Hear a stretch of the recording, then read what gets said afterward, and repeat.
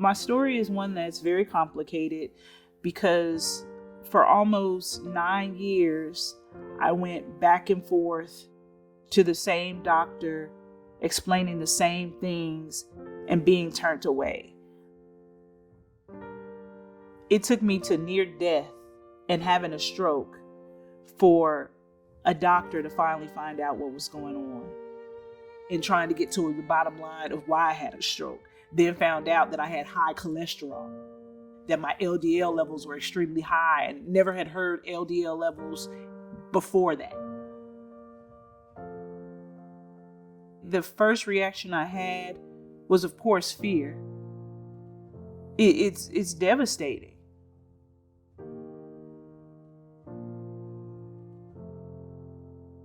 What a horrific story. It makes me feel incredibly frustrated, knowing that we've got the tools, that we have the medicines, that we have the physicians out there, that patients still have to face this agony, the not knowing, and the near-death experiences that today are absolutely preventable.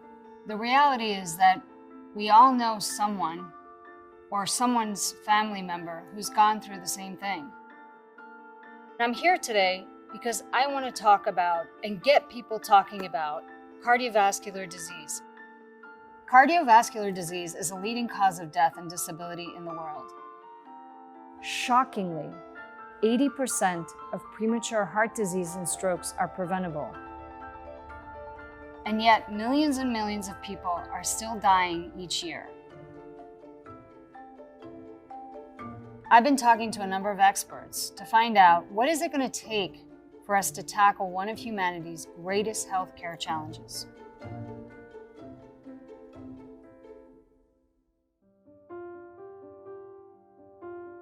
My guest today is Neil Johnson. He's the Executive Director of Global Heart Hub and also a strong patient advocate for cardiovascular disease.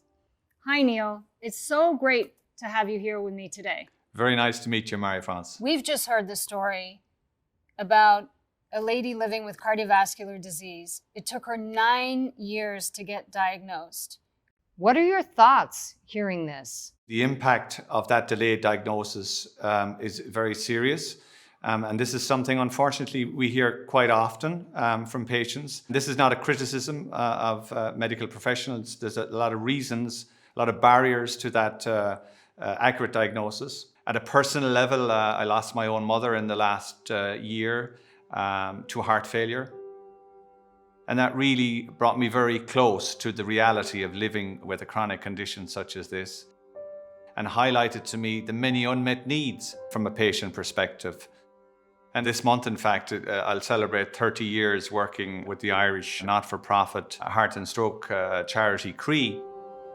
And over that 30-year period, I've seen it firsthand, the impact and the devastation of cardiovascular disease.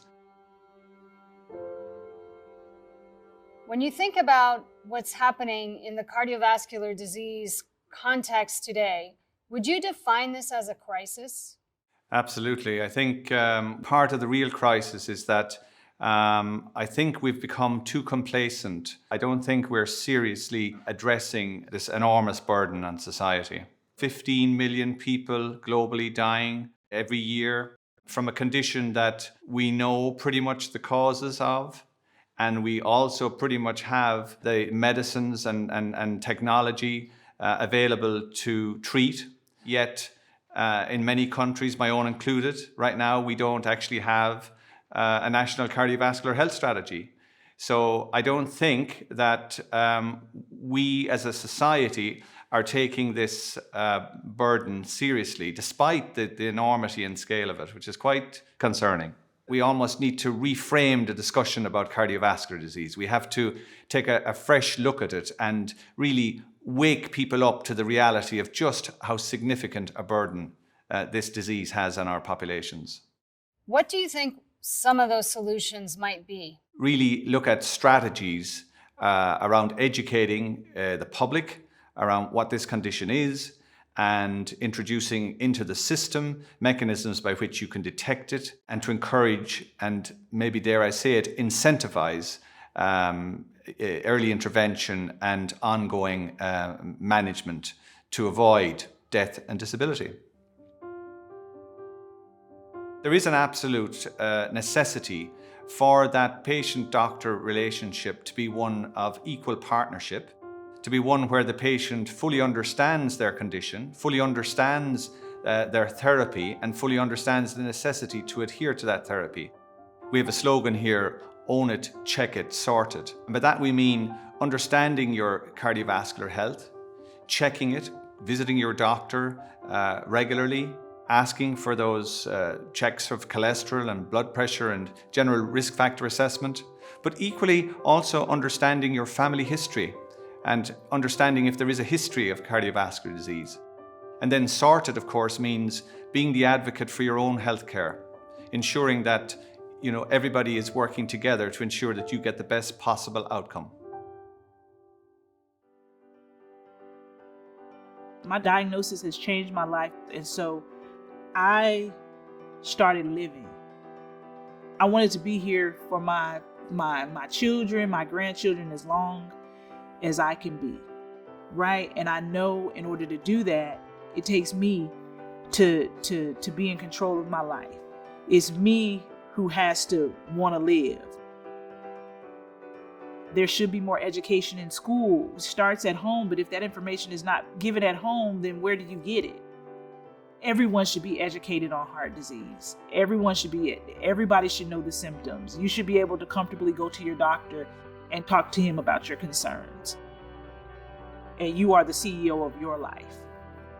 What an inspiration. Thank you, Chanticleer, for sharing your story and advocating for cardiovascular health. And let's all follow Neil's advice. Own it, check it, sort it. And thank you, Neil.